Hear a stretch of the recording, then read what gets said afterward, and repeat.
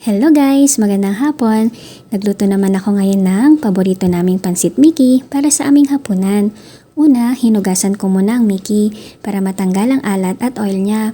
Sunod, nagisa ko ng bawang, sibuyas, karne at ang bell pepper. Iginisa ko mabuti hanggang mag-brown ang karne. Next, ang fishball. Hinalo-halo hanggang maluto. Sunod, ang oyster sauce, paminta at pampalasa. Hinalo saka ang tubig at carrots. Tinakpan. Pagkulo, naglagay na ako ng toyo saka ang humbok. Ito pong nabili ko dahil mahal ang repolyo. At dahil marami, kaya marami na rin ang nilagay ko. Sunod ang Mickey. Hinalo-halo para mag-blend ng pampalasa. At hinayaan kumulo hanggang maluto ang Mickey at humbok. At panghuli ang sesame oil. Naglalagay ako nito pandagdag sarap at bango. And dinner is served. And thank you for watching. And please don't forget to like, comment, and share. Inarota kayo.